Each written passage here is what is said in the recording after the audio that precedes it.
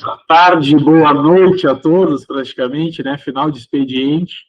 Estou aqui hoje para dar início à nossa primeira aula do Grupo de Estudos de Imersão Previdenciária de 2024 e já vamos iniciando com o pé direito, melhor impossível, né? Conseguimos aí contar com a presença da nossa queridíssima amiga Grace Mandelli, né, que de imediato, com toda a generosidade, aceitou o nosso convite em fazer parte da nossa reunião.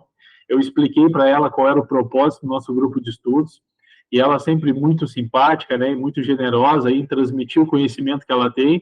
De imediato já aceitou o nosso convite, o que para mim foi uma alegria muito grande, porque como eu sou fã do trabalho dela, acompanho todas as redes sociais, né, consumo muito o conteúdo dela, eu fiquei muito feliz de poder contar com ela aqui no nosso grupo de estudos. O grupo de estudos de imersão previdenciária, ele foi criado recentemente, mas com o intuito de ajudar a ser um ombro amigo do advogado autônomo, que muitas vezes, pela região do país onde ele se encontra, acaba se sentindo isolado dentro da profissão. Eu digo aqui pela região onde eu acabo atuando, que é a metade sul do Rio Grande do Sul, muitas vezes ela carece de eventos previdenciários, né? Qualquer evento de maior porte, nós temos que nos deslocar até Porto Alegre, e muitos colegas acabam não conseguindo fazer essa logística de ir até Porto Alegre, muitas vezes deixar o seu escritório fechado por alguns dias porque trabalham sozinhos, muitas vezes não tem nenhum secretário ali para auxiliar, né, nas tarefas diárias do dia a dia de um escritório, e por conta disso, o grupo de estudos veio para tirar o sujeito da zona de conforto, veio para realmente demonstrar que podemos nos ajudar enquanto profissionais, e que, por mais que sejamos treinados na vida acadêmica para ser combativos, enquanto profissionais, operadores do direito previdenciário, nós somos parceiros de um grande negócio. Nós podemos fazer parcerias com os colegas, nós podemos, aí tem colegas que preferem atuar mais no contencioso, tem outros colegas que preferem trabalhar mais com planejamentos previdenciários de uma maneira preventiva, no ramo consultivo. Isso tudo pode unir, pode ser uma grande parceria entre esses profissionais, e hoje, dos poucos aspectos positivos pós-pandemia, as mídias sociais acabaram nos aproximando de uma certa forma. Então, hoje nós nos aproximamos uns dos outros, apesar de não ser o contato físico, viabilizou novos canais de comunicação. Então, eu mesmo tenho parceria com vários advogados aqui do Rio Grande do Sul, até mesmo de fora do Rio Grande do Sul, e eu nem os conheço pessoalmente, mas nós fizemos um contato, uma parceria, muitas vezes fomos colegas de algum curso, né, fizemos alguma especialização juntos, e isso já viabilizou a possibilidade de trabalharmos juntos. Então, por conta disso, eu sempre digo, eu não tento me isolar para ser o melhor. Quem dera aqui na minha rua, aqui na cidade de Pelotas, se tivesse 50 escritórios de advocacia na mesma quadra, seria conhecido como a Rua dos Escritórios de Advocacia Previdenciária. Nós temos que usar a mesma tática dos garagistas. Quando se pensa em revendas de carro, nós vamos determinar o local da cidade que lá estão concentradas todas as garagens. Sempre respinga cliente para todos que trabalham naquela região. Então, é muito importante que nós conseguimos, né, quebrar esse obstáculo, essa barreira aí, e pedir ajuda, não ter vergonha, olha, estou com um problema nesse processo, não consegui identificar a estratégia correta, não tenha vergonha de perguntar para o colega. Isso não menospreza o profissional. Na verdade, isso enriquece o conhecimento. E conhecimento é algo que a gente adquire e nunca, todo investimento em conhecimento nunca há desperdício, né? Então, inicialmente, eu queria, assim, agradecer de coração mais uma vez, né, a doutora Grace, porque ela é minha referência em processo administrativo aqui no âmbito brasileiro, né, do direito brasileiro. Eu fico muito feliz porque hoje ela está aqui e para nós isso é uma alavanca, é uma injeção de ânimo, é um entusiasmo que nós vamos sair hoje desta conversa aqui, com certeza querendo adotar novas técnicas para dentro do nosso escritório, quer dizer, querendo fazer novas parcerias. Então é importante saber que o grupo de estudos de imersão previdenciária está aqui para isso, para apoiar o colega, para demonstrar que nós somos grandes parceiros de um negócio em comum que é o direito previdenciário. Bom, vou passar a palavra aqui para a doutora Grace, e agora o espetáculo é com ela. Eu vou ficar aqui anotando só para aprender um pouquinho mais. Gente, boa noite, primeiramente. Feliz demais de estar aqui com vocês. Feliz demais, doutor Tiago, pelo convite. Quando o doutor Tiago me contou sobre esse grupo, num primeiro momento eu fiquei surpresa, porque a gente não imagina, né? A gente pensa assim, nossa, a pessoa que quer consumir conteúdo previdenciário, ela vai nesses grandes professores, ela vai no YouTube, ela busca fazer curso, mas eu achei depois de ficar surpresa, eu achei a ideia fantástica, gente, de uma união entre os advogados previdenciaristas para se ajudarem, para serem parceiros. Uma coisa que eu sempre bato na tecla é: a gente não tem concorrente. Vocês, advogados previdenciaristas, não têm concorrência, né? Por exemplo, eu não vou contratar a doutora Fernanda Ferreira, que está ali, se ela não tiver algo a mais do que o direito material, se ela não tiver algo a mais do próprio resultado que ela tem na esfera previdenciária, né? Eu tenho que simpatizar, eu tenho que ter uma troca, eu tenho que confiar na profissional que ela é. Então, isso afasta a questão de, somos concorrentes. E achei linda aí a frase que o doutor Tiago usou, né? Quem dera se aqui na minha rua tivesse mais e fosse uma rua conhecida como escritório de direito previdenciário. Por quê? Porque ia chamar a atenção de todo mundo, daquelas pessoas que estão ali, né? E isso é muito legal, gente. Então, primeiramente, doutor Tiago, parabenizo todos vocês que estão aqui nesse grupo, na imersão, né? Em nome do doutor Tiago, estou muito feliz pelo convite e eu me sinto muito honrada de estar aqui, de verdade. Por quê, gente? Casa de Ferreira, espeto de pau, né? Todo mundo sabe disso. Eu sou aqui, moro em Balneário Camboriú, sou de Santa Catarina e dificilmente, tá? Eu sou convidada aqui pelo povo do Sul para qualquer coisa, né? Seja online, seja uma live, seja um curso presencial. Então, assim, a maioria, 90% dos meus alunos, de quem a gente tem contato, é tudo fora, né? Paraná para cima, Nordeste, enfim. Então, estou muito feliz de estar aqui, né? Um dos meus projetos de 2024, inclusive, é estar mais próximo dos meus colegas aqui, sentir mais a realidade daqui ainda, né? Principalmente quando a gente fala de benefícios rurais, que é o que eu vim falar aqui para vocês hoje, né? Desejando aí, hoje é minha primeira aula de 2024, né? Então, estou felizona, só fiz uma live lá no Instagram, a aula estou inaugurando hoje, e como eu disse para o doutor Tiago, nossa aula era para ter sido na quinta-feira, né? E eu tenho enxaqueca, gente. Quem tem sabe que eu não estou inventando nem aumentando a situação. Eu estava que eu não abri o olho. E eu tenho uma coisa comigo que eu prefiro não fazer. Não faço a live, não faço o curso, não faço a aula, se eu não conseguir entregar o melhor que eu tenho para entregar para vocês. Então, hoje eu estou com o pique todo, gente. Vocês vão ter que me aguentar aí, né? Eu falar tudo que eu tenho que falar em 2024, referente a benefícios rurais, e uma coisa que eu já quero, de início, deixar claro aqui para vocês: coloquem em prática, né?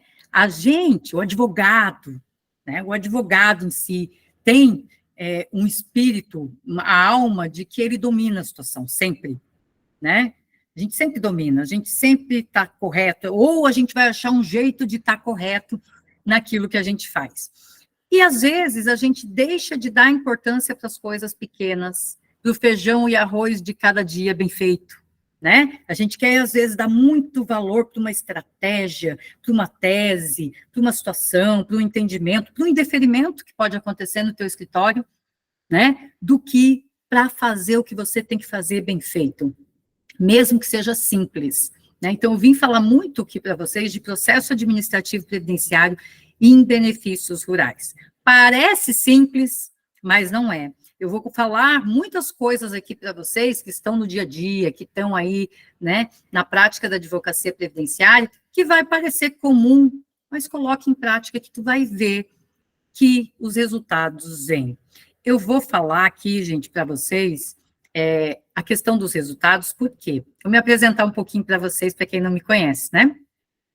Hoje eu sou servidora do INSS, né? Eu analiso somente benefícios rurais hoje. Eu sempre fui analista de processo, né? Sempre analisei processo e hoje eu analiso benefícios rurais. Então, são mais de 14 mil processos analisados. Então, quando eu falo de resultado da atuação do advogado na esfera administrativa, eu falo de uma coisa que eu vivo todos os dias, tá? Então, todos os dias analiso processos bons, processos ruins, processos maravilhosos de advogado, assim, aqui a gente tem que tirar o chapéu, bater palma, e processos que dá vergonha.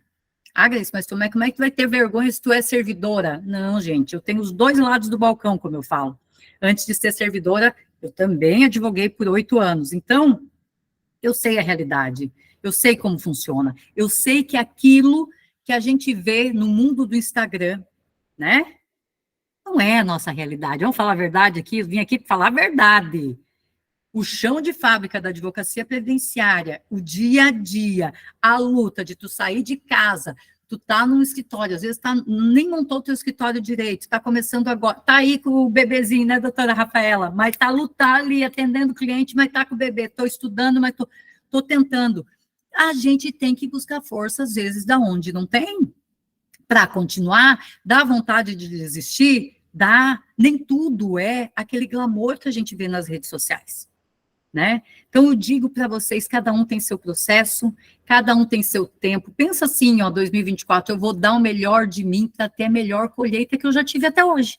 Se compare em 2024 com quem você foi e o que você construiu em 2023. Se compare com você, porque só você sabe, né? Aonde o calo aperta, quais as suas dificuldades, né? E não se deslumbre com as mentiras contadas aí para vender uma ilusão, para vender um curso, né? Eu sei que as pessoas se frustram, ficam decepcionadas, pensam que não vão conseguir, todo mundo é bem-sucedido, menos eu. Não é essa a realidade da maioria, e vocês têm que saber disso, né? Eu acho que aqui é todo mundo, ninguém mais é criança, já sabe distinguir ali o joio do trigo, mas ainda tem muita gente que engana. Então, vamos prestar atenção nas redes sociais, no conteúdo que a gente consome, nas pessoas que a gente admira, na nossa régua, né?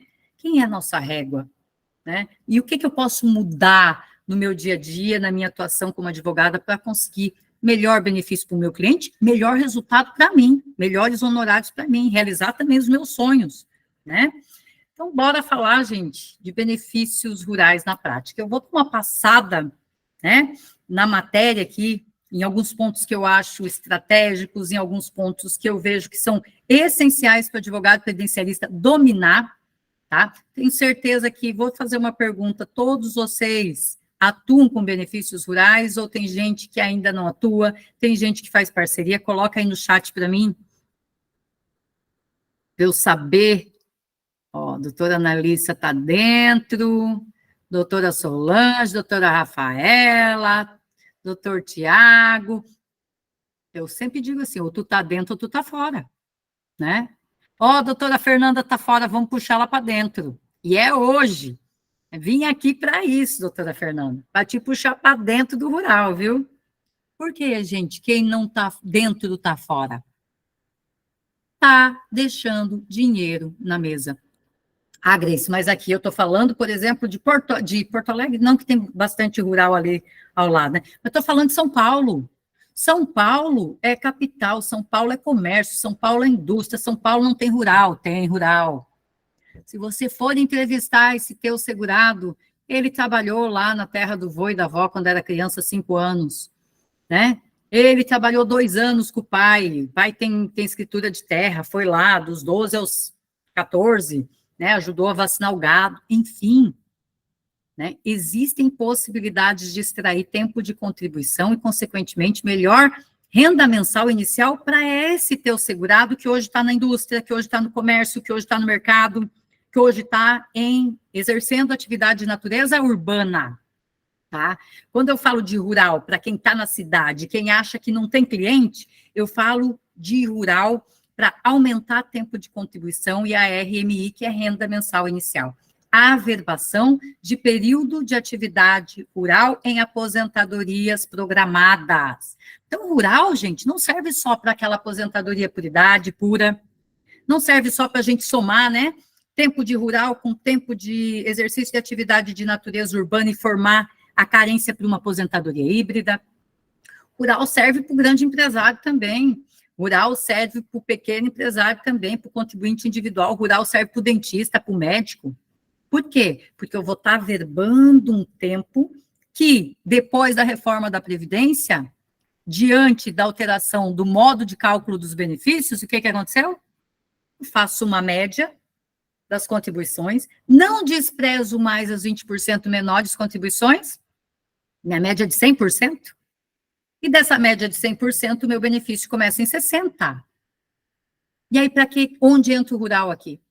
Cada ano a mais trabalhado, além dos 15, para a mulher e além dos 20, para o homem, aumento 2% na renda mensal inicial do benefício.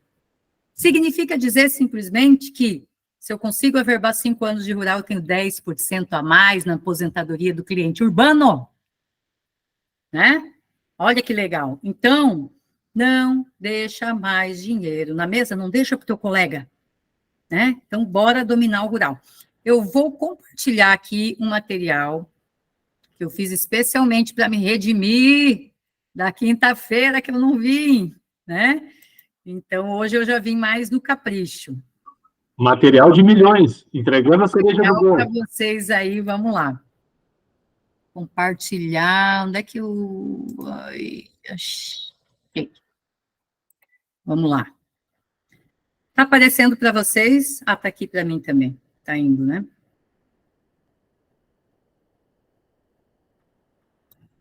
Está aparecendo, né? Bora lá, gente. Sim, está aparecendo, doutor. Deixa eu ver se eu consigo passar aqui ou aqui. Aqui, vamos lá. Primeira coisa que eu preciso descobrir, gente.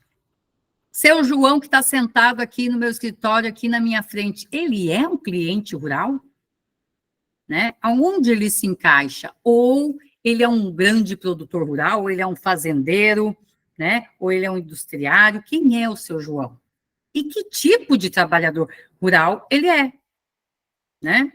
Será que aquele teu cliente que mora na cidade, trabalha na roça, é rural?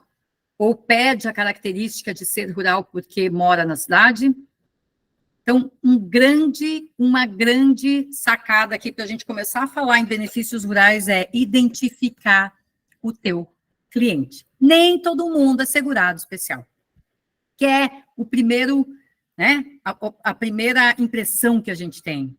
Aquele primeiro contato com o rural, a gente pensa, ai meu Deus, se é segurado especial, não preciso me preocupar com contribuição, né? Vou ver a idade dele para ver se tem 60 homens, 55 mulheres, porque existe uma diminuição na idade para o reconhecimento do direito.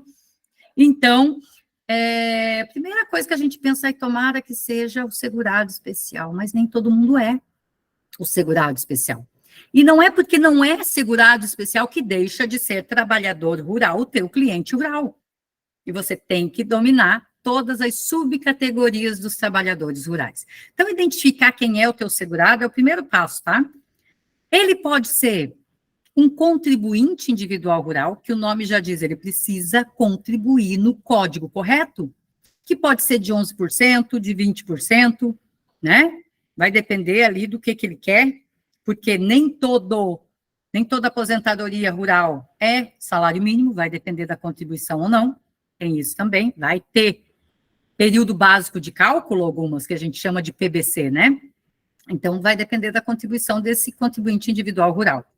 Basta para o contribuinte individual rural pagar no código correto, ou no valor correto, ou na data em dia, para ser considerado rural e ter essa benéfice, gente. Por que é tão importante isso, essa distinção entre contribuinte individual rural e urbano, por exemplo? Se os dois vão pagar, um vai se aposentar 5 anos mais cedo. Então, vale muito a pena tu correr atrás, né? Se ele realmente exerceu atividade rural, e não pagou, por exemplo, no código correto, alterar o código para o código correto do rural, né? Só que não basta pagar no código valor e data correta, precisa comprovar o exercício da atividade. Assim como o segurado especial, precisa comprovar o exercício da atividade. Normalmente, esse contribuinte individual rural é aquela pessoa que tem empregados contratados ou que exerce atividade numa área maior que 4 módulos fiscais, né? É uma pessoa que perdeu as características ou não possui as características do segurado especial, tá? Avulso, quem é o avulso? Boia fria, tem muito aí no Rio Grande do Sul, que eu sei, né? Aquele diarista é o boia fria, é aquele diarista que é o avulso, aquele que ganha por dia, não tem vínculo nenhum com o patrão, com o dono do sítio, com o dono da fazenda, mas o que ele exerce? Qual a natureza da atividade dele? Rural. Ele vai lá, ele planta, ele colhe, ele, né? Dá vacina gado, dá comida para bicho, enfim, quem é ele? Ele é rural.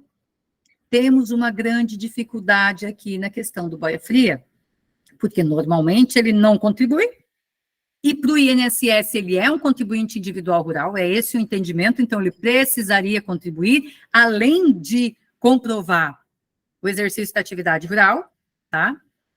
Só que, judicialmente, e por entender pela justiça e pelas decisões judiciais já estarem consolidadas nesse sentido, da dificuldade do boia fria, né? Que além de não contribuir, possui poucos documentos, uma dificuldade muito grande na comprovação do exercício da atividade. Por quê? Por causa da falta de vínculo com a terra, da falta de vínculo com o dono da terra, enfim. Ele normalmente ele trabalha por meio de um atravessador, né? De alguém que vai lá e representa ele, tá? Então, diante disso, na justiça, nós temos que o boia fria ele é considerado segurado especial.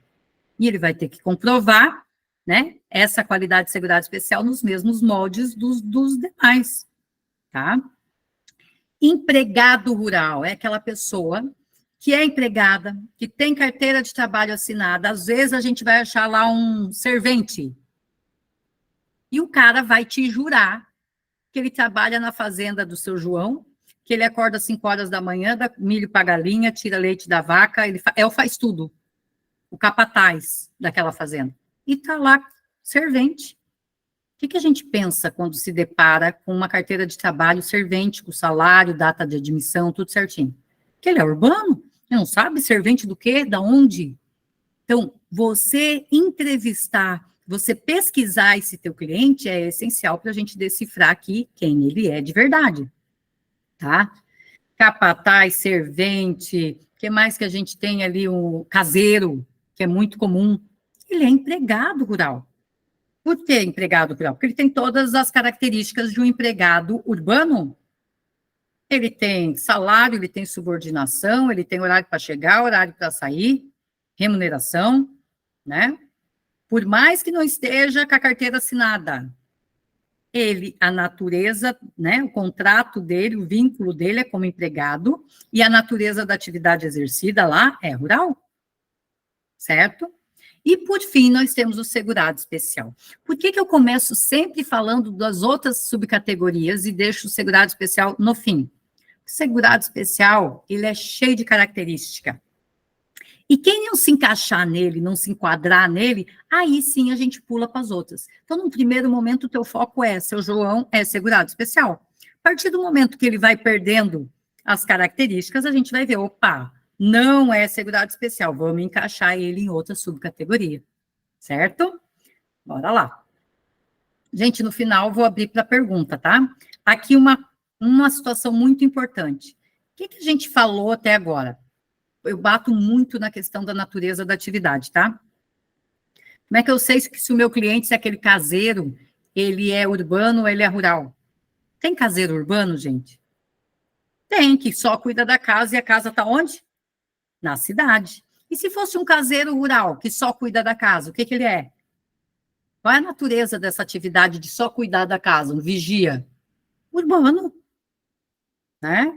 Agora, quando eu descubro que esse caseiro, ele dá comida para a galinha, ele tira leite da vaca, ele faz todas as atividades ali de uma fazenda, de um sítio, de uma produção rural, ele é rural, o exercício da natureza, a natureza da atividade dele é rural. Só que a gente tem que entender o seguinte, no INSS e em alguns entendimentos judiciais, existem as chamadas categorias urbanas, que nada mais é que, olha, determinado que isso aqui, que esse tipo de trabalhador, o exercício dessa atividade é urbano, por mais que tenha sido desempenhado na roça, num sítio, numa fazenda, vai ser urbano. Quem? Veterinário, normalmente quem tem 3º grau, tá? Ensino superior, tá? Grace, mas nós temos uma diferença aqui, veterinário de pequeno porte, por exemplo, na cidade é de um jeito, e veterinário de cavalo, de cabra, de boi, de gado, é outro jeito, e aí? Veterinário, categoria urbana. Ninguém quer saber qual o tipo de bicho que ele vai tratar, que ele vai curar, que ele vai atender, tá? O caseiro, categoria urbana. Caseiro cuida de casa, não importa se a casa é na roça ou na cidade. O administrador de fazenda ou administrador de empresa tem o mesmo valor. Todo mundo aqui vai administrar alguma coisa, né?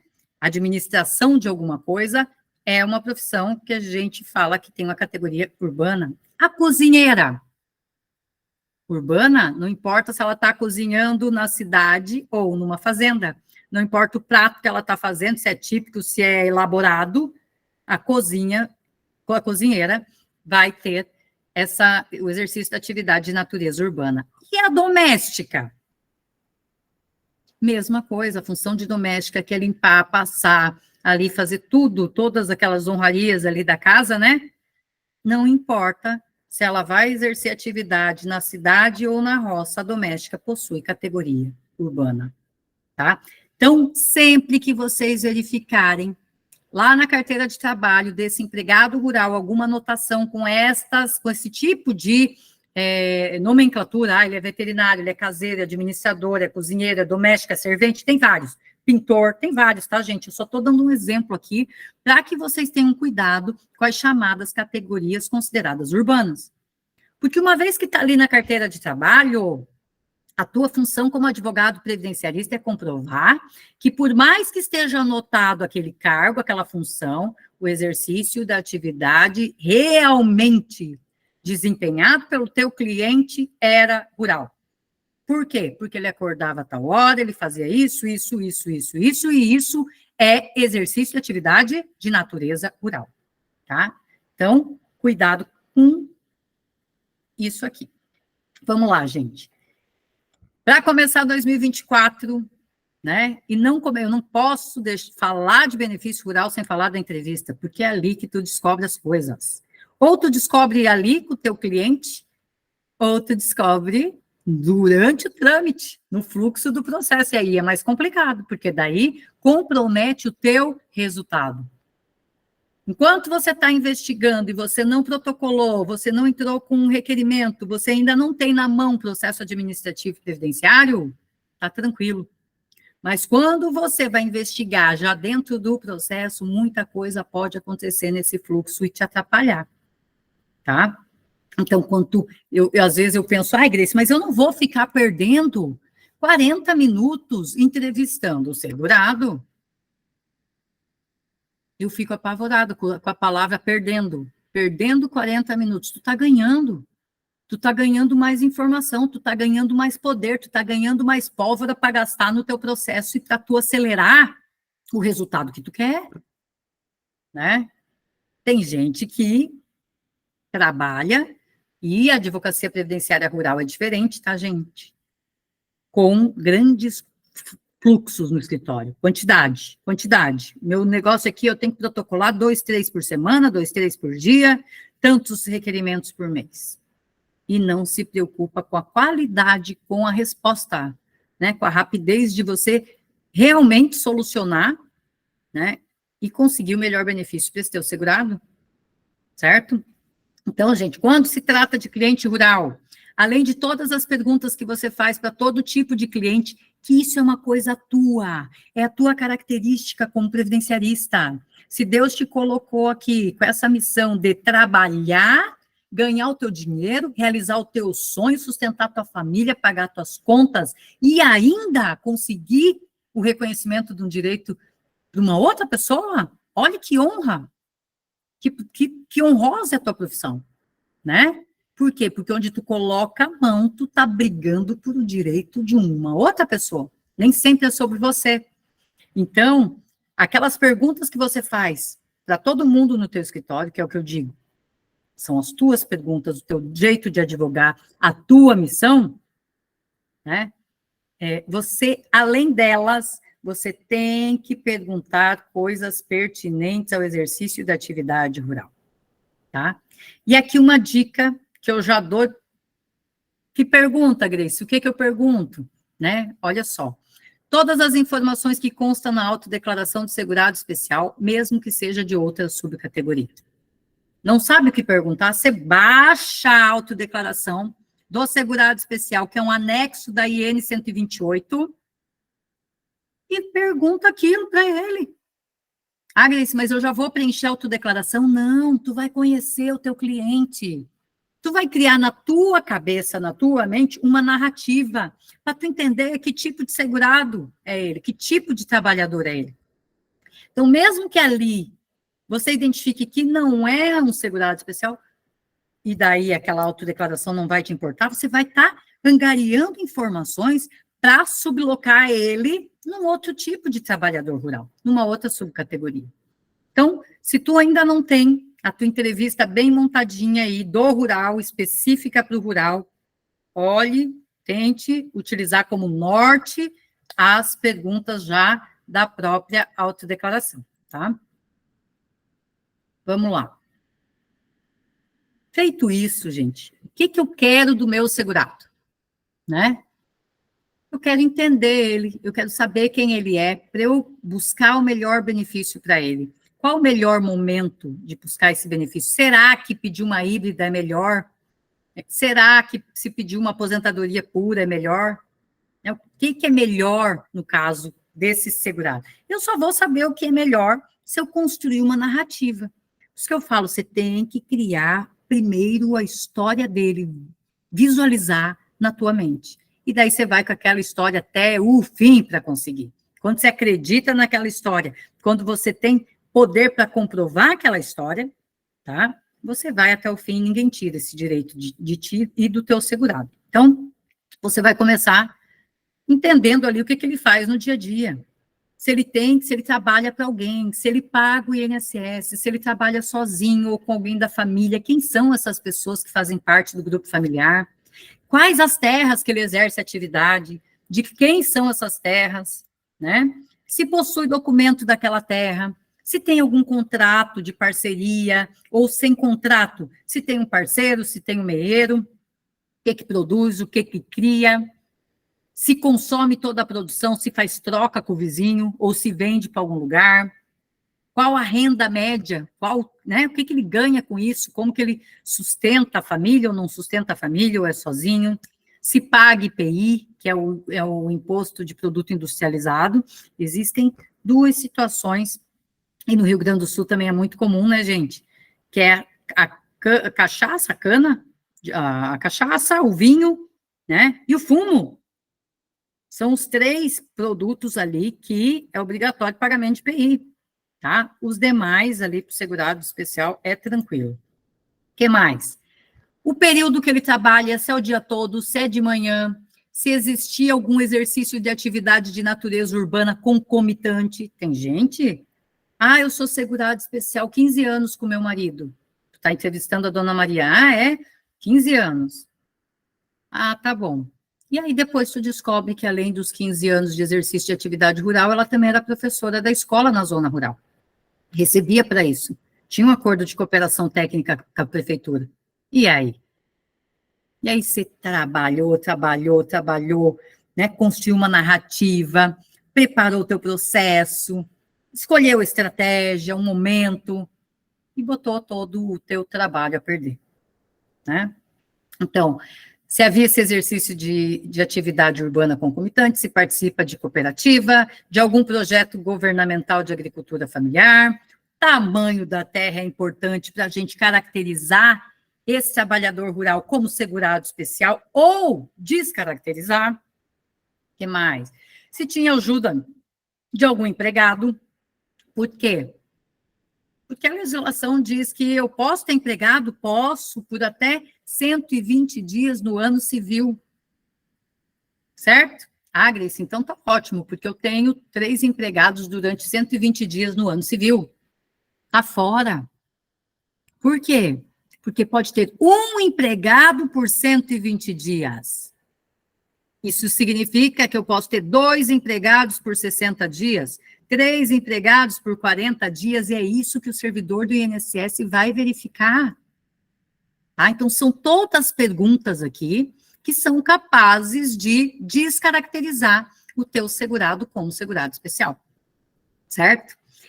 Alguma vez esse teu segurado se afastou do exercício da atividade rural? Tem máquina rural?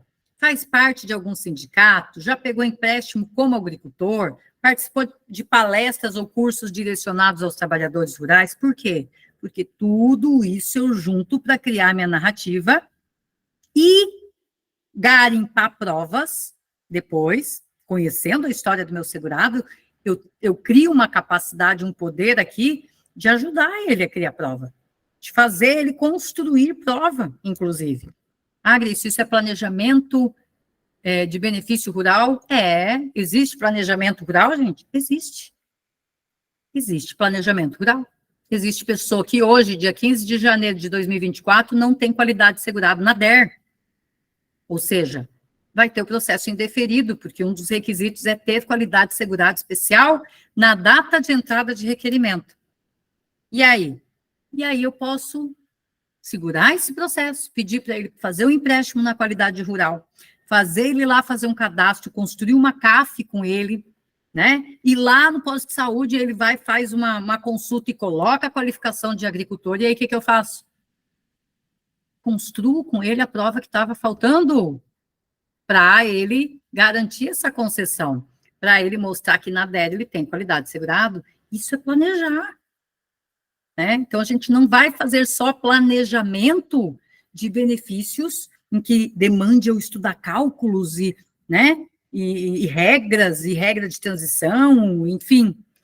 Né? Existem planejamentos que devem ser feitos, são mais simples, mas devem ser feitos e trazem bons resultados. Tá? O que mais que eu tenho aqui? Aí agora, gente, a gente vai começar com as características do segurado especial, tá? Uma das coisas que eu falei para vocês agora é que a autodeclaração pede o tamanho da terra. Por quê? Porque é uma das características. Ele tem que exercer atividade rural num tamanho de terra de até 4 módulos fiscais. Isto, agora eu vou falar dar uma dica para vocês top aqui, tá? A partir de 2008. Por que, Grace, a partir de 2008? Porque veio com a Lei 11.718 de 2008 essa delimitação do tamanho da terra. Significa dizer que todo mundo que trabalhou em terra maior que 4 módulos fiscais antes da Lei 11.718 de 2008 não pode ser descaracterizado da qualidade de segurado especial por causa do tamanho da terra. Então, nem tudo está perdido para aquele produtor, né? Para aquele grande produtor que exerceu a atividade lá a maior parte do tempo antes de 2008, certo? Então, o que é um módulo fiscal, gente? É uma unidade de medida em hectare que o município, cada município tem o seu, em razão da renda, em razão do número de habitantes, do que é explorado naquela cidade, enfim. Tá? Então, aqui em Balneário Camboriú, eu tenho tantos hectares de módulo fiscal. Lá em... O nome da cidade do doutor é... Pelotas. Aqui é 16 hectares. Pelotas, 16 hectares, tá? Vai, tudo em razão da situação do município, certo? Então, qual é a continha que o advogado previdenciarista tem que fazer? Pegar ali os 16 hectares lá de Pelotas vezes 4. O tamanho da terra não pode ultrapassar, sou ruim de conta, viu, gente? Deixa eu ver aqui. Peraí. 74. 74, aí sabe tudo, 74 hectares. Certo? Doutora, 64. 64, ó, 64. Então, 64 hectares, se a terra for maior que 64, perde a característica relacionada ao tamanho da terra. Se eu perco a característica relacionada ao tamanho da terra, eu continuo sendo segurado especial? Não. Porque o meu segurado especial tem que ter tudo. Tá? Ele tem que estar com a terra dentro dos módulos fiscais, ele tem que ter a contratação de empregados dentro dos 120 dias no ano civil, ele pode exercer atividade de natureza urbana durante o período que está ali, que a gente chamava de entre safra? Pode, mas pode exercer também com uma limitação no ano civil de 120 dias no ano civil. Passou disso, descaracteriza ele.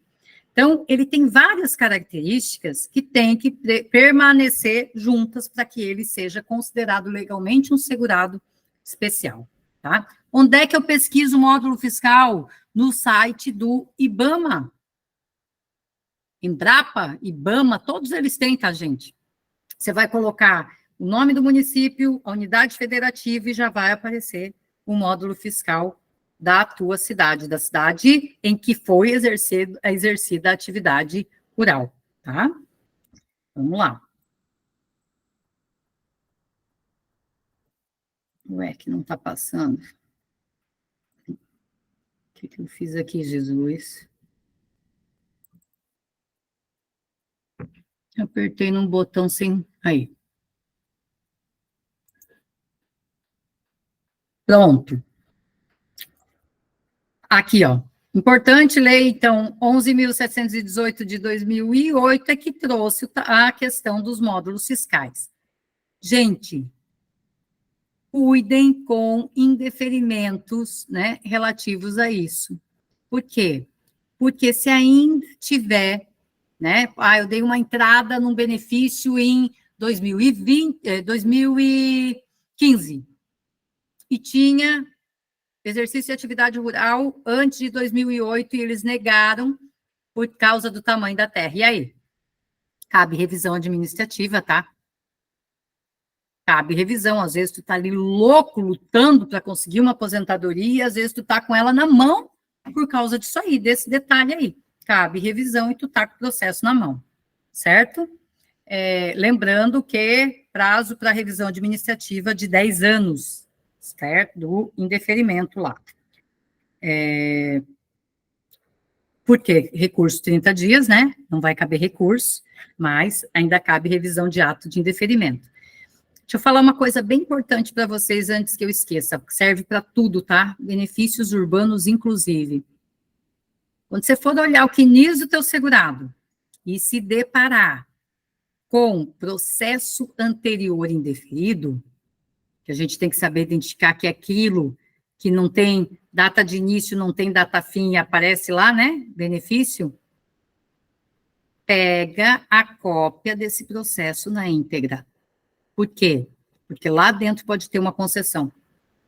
Lá dentro pode ter documentos, lá dentro pode ter um erro administrativo, lá, né, na análise do INSS, lá dentro o processo pode estar redondinho, né, para você aí ter êxito num novo protocolo, certo? Vamos lá. Economia familiar, importantíssimo quando a gente fala de prova, tá? Agora aqui a gente já começa a falar de prova. Já construímos a nossa narrativa, que é o que a gente vai colocar depois numa linha do tempo que eu vou explicar para vocês. Eu já sei como é que ele trabalha, com quem que ele trabalha, o horário que ele trabalha, o que ele produz, o que ele faz com a produção, enfim, eu já conheço meu segurado, tá? E agora eu vou ter que, como advogado previdenciarista, ver como é que eu vou provar a história dele. Primeiro passo é no administrativo, por quê? Porque eu não posso ir direto para a justiça. Nós temos aí, né, um tema importante, aí um tema, acho que é 375, se não me engano, do STF, que diz que eu preciso do prévio requerimento administrativo. E como eu falo sempre, gente, se você tem chance de concessão administrativa e vai ter que passar por ali, passe da melhor forma possível, tá? Passe da melhor forma possível, porque se você precisar de um recurso no CRPS ou precisar judicializar, vocês acham que a primeira coisa que aquela pessoa que está, o relator os conselheiros do CRPS ou o juiz, vai fazer o quê? Ele vai olhar para a história de vida, para a narrativa que tu criou do exercício de atividade rural do teu segurado? Não. Primeira coisa que ele vai fazer é tentar entender se o erro foi teu ou do INSS.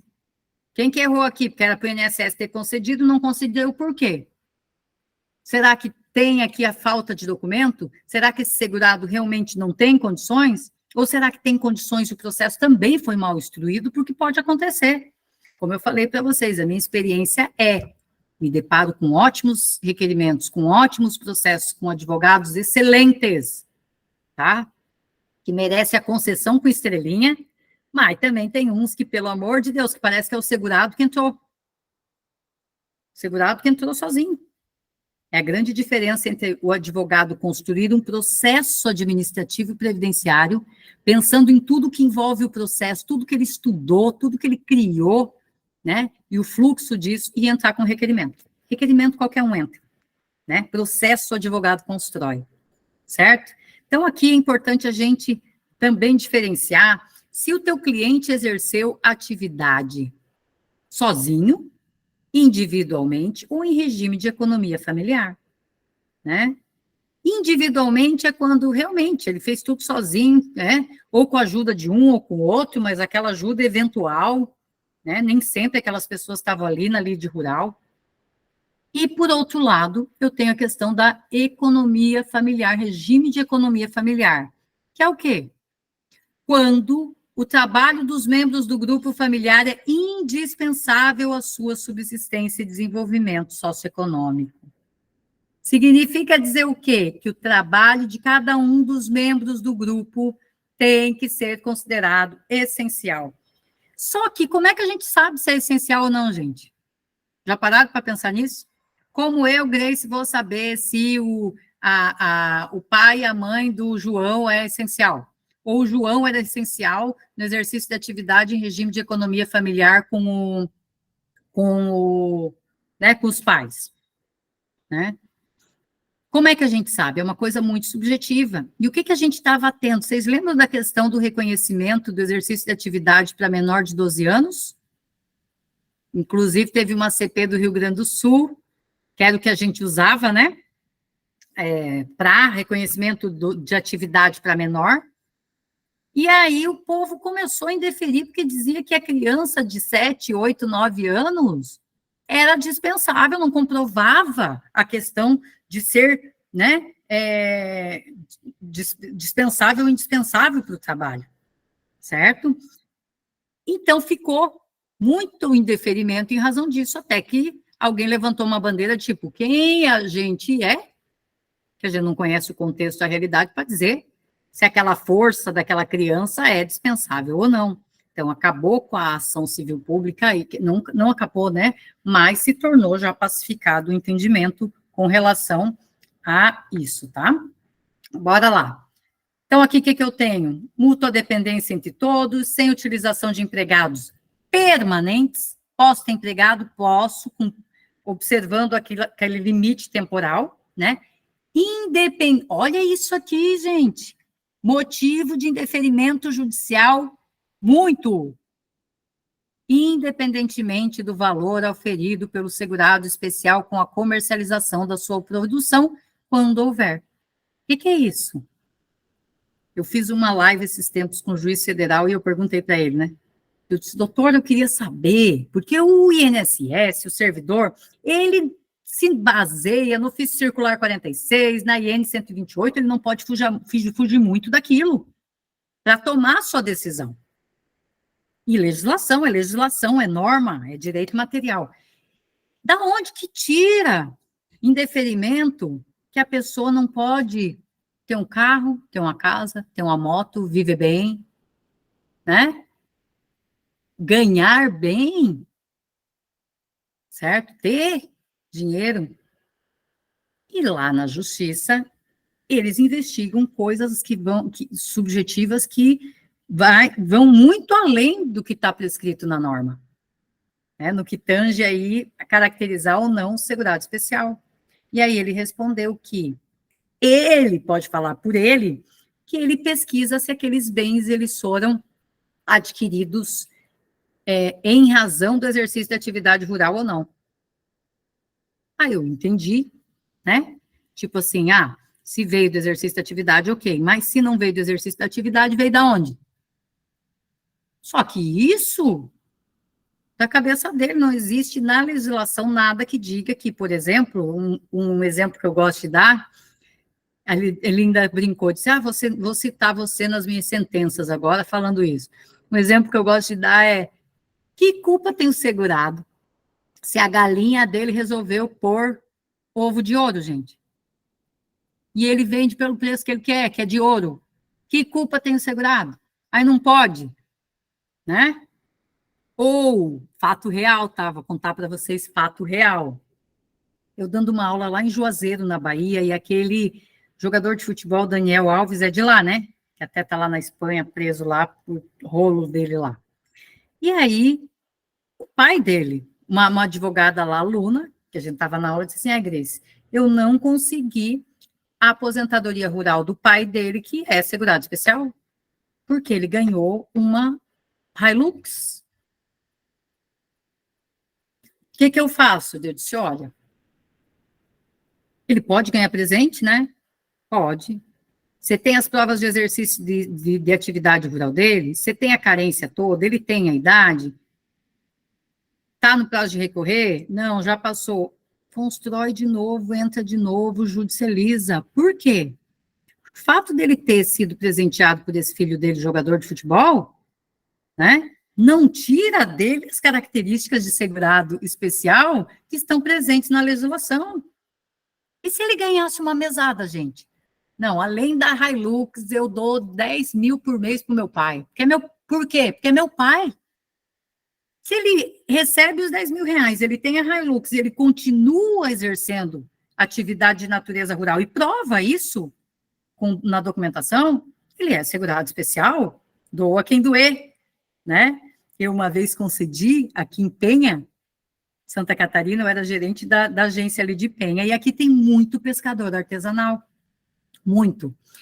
E aí, seguro-defeso direto, né? Seguro-defeso, seguro-defeso, seguro-defeso. Me desse uma mulher de uma Land Rover, dava para eu ver, né? Penha, a agência bem pequenininha, loira, linda, maravilhosa, a mulher sentou na minha frente, eu que fui atender ela, as unhas impecáveis. Eu estava acabada e a mulher perfeita, pescador artesanal para receber o seguro-defeso dela. Olhei para ela, ela olhou para mim. Na minha mente pensava o quê, gente? Essa mulher não pesca mais nem em aquário, né? Nem peixe pequeno em aquário, nem com aquela peneira, peixinho de aquário. Imagine botar... Não, essa mulher não é. O que ela tinha que apresentar para mim? Comprovante lá, autodeclaração, tal, a contribuição, bonitinha, o registro de pesca artesanal, carteirinha, pá, apresentou a documentação, apresentou. O que eu tive que fazer? Engolir os meus achismos, os meus pensamentos, os meus preconceitos e conceder aquele seguro-defeso? Não tinha nada que desabonasse aquela situação ali, só o meu preconceito. O meu, meu Deus, esses cabelos, meu Deus, essa unha, meu Deus, esse carro, de onde que veio esse carro? Não cabe a mim, como não cabe ao juiz, como não cabe ao conselho de recursos. Quando a pessoa te apresenta o que ela tem que apresentar e que é o que está prescrito na legislação, é aquilo e acabou, gente. A gente tem que ficar com os nossos, e a gente tem preconceito. Tenho certeza que vocês estão aqui, ó, doutora Solange, doutor Tiago, doutora Fernanda, vocês não olham às vezes, para um cliente de vocês com aquela cara de tipo, tá brincando com a minha cara, né? Esse aí tá vindo com a farinha, eu já tô com o pirão pronto. A gente tem preconceito, mesmo que seja verdade, né? Porque a gente é assim, é ser humano, né? Então, é isso, gente. Continuando aqui, senão começa a contar muita história e vocês não saem daqui hoje. Regime de economia, então, familiar. Quem faz parte do grupo, né? Menor de 16 anos pode fazer parte do grupo? Pode, já expliquei para vocês. E é mais fácil eu falar para vocês quem não faz parte, para vocês fixarem. Todos os agregados de uma família não fazem parte. Vamos construir, se eu pedir para vocês agora construir uma casa com a família, vocês iam construir uma casa, pai, a mãe e o filho, certo? Tudo que sai disso é agregado. Irmão não faz parte de grupo familiar. Cunhado, nora, vó, neto, tio, primo, ninguém faz, tá? O pai e a mãe fazem parte do grupo familiar do filho solteiro, certo? E só, tá? Os irmãos fazem parte do grupo familiar, fazem do pai e da mãe, enquanto solteiros, mas meu irmão não faz parte do meu grupo familiar. Mas por que muita gente, Grace, vai atrás do processo de aposentadoria rural do irmão? né? E coloca esse processo dentro do próprio processo do outro, do cliente. Porque lá dentro daquele processo, do irmão, pode ter documento hábil, né? E que seja necessário, preciso para você também, para o teu cliente também. Por isso que é importante a gente ir atrás dos indeferimentos, né, anteriores e dos processos dos agregados também que conseguiram aposentadoria rural, porque o documento que às vezes tu está precisando para instruir o processo está lá dentro. Está lá dentro, tá? Olha que interessante aqui, vou dar um exemplo para vocês. O irmão se aposentou rural. O que ele utilizou para se aposentar? Ele pode ter utilizado documento do pai e da mãe rural também, certo? Por um período. Depois casou. Do momento que ele casa para frente, ele constrói um novo grupo familiar e ali ele passa a ter que apresentar documentos em nome próprio ou do cônjuge ou da companheira.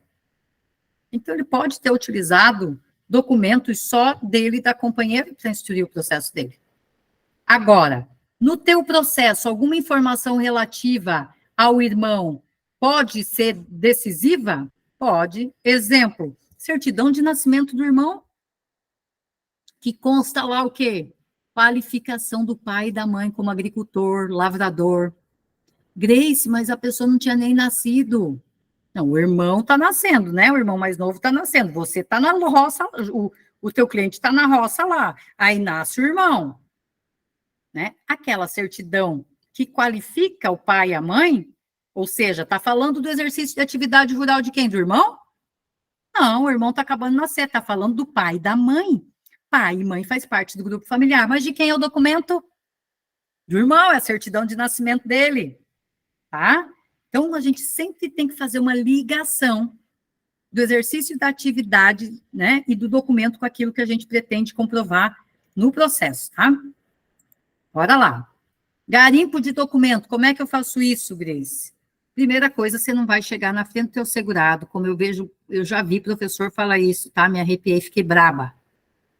E diz assim, eu leio o artigo 116 da IN para ele, para ver se ele tem alguma coisa lá, daquilo.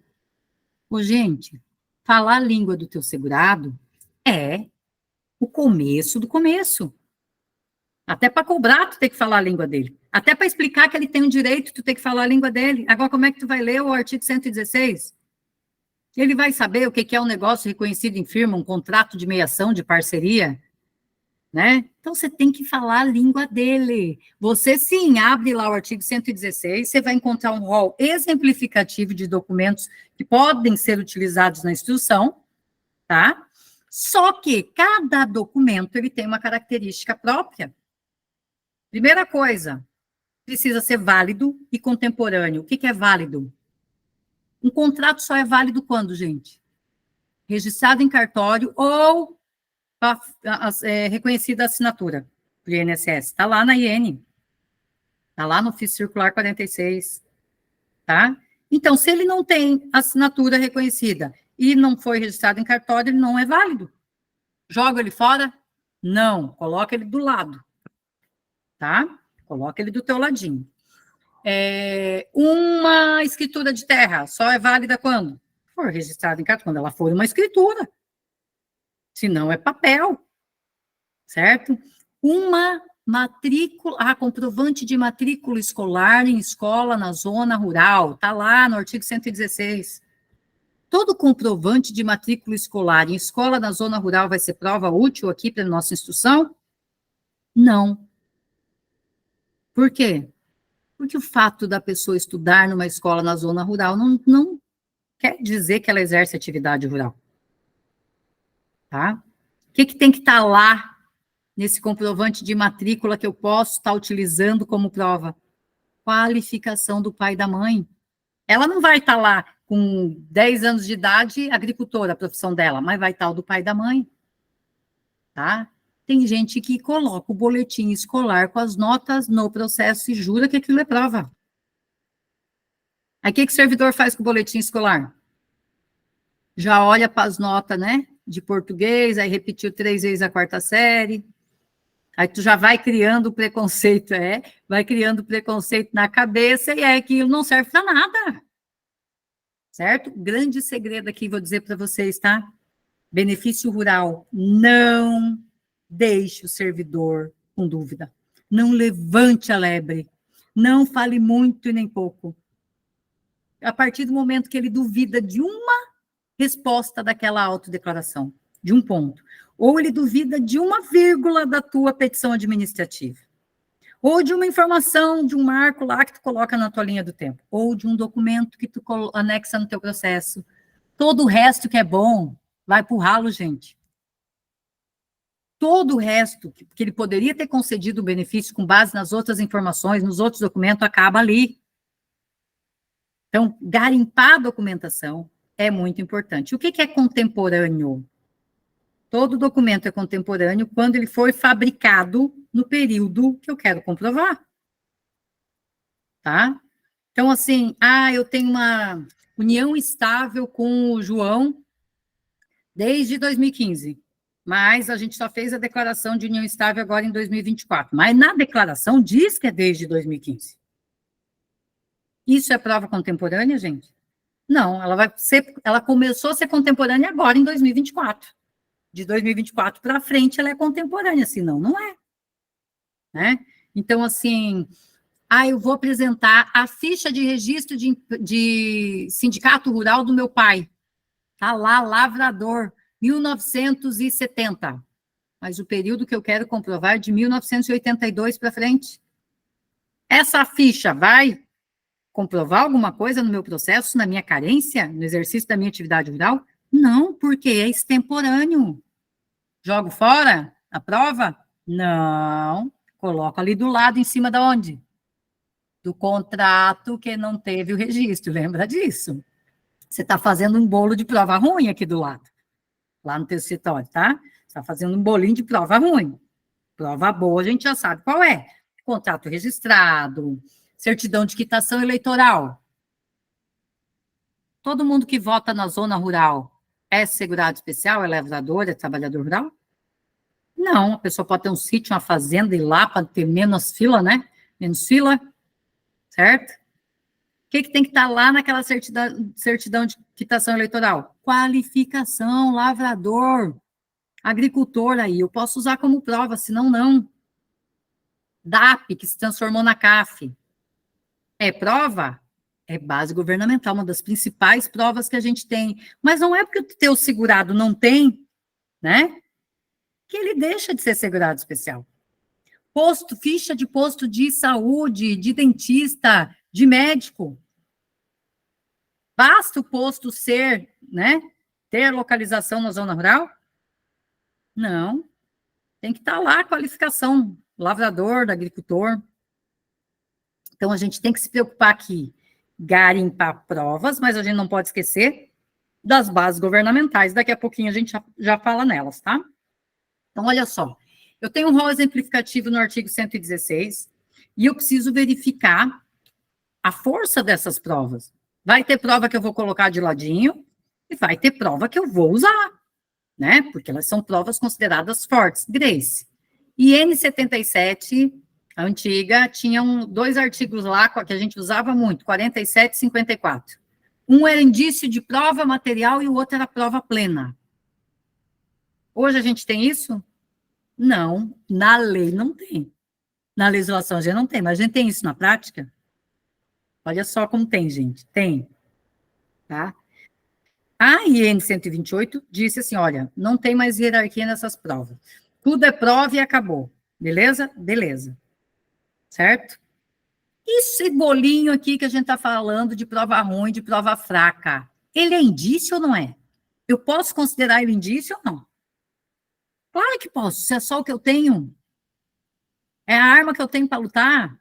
Ele não tem outro documento bom, só tem o contrato lá, mas eu consigo com aquele contrato, com aquela letra datilografada, né? Com aquela data, enfim, demonstrar que houve exercício de atividade rural. Pelo menos um indício tem, e quando eu tenho indício, eu vou poder usar o quê?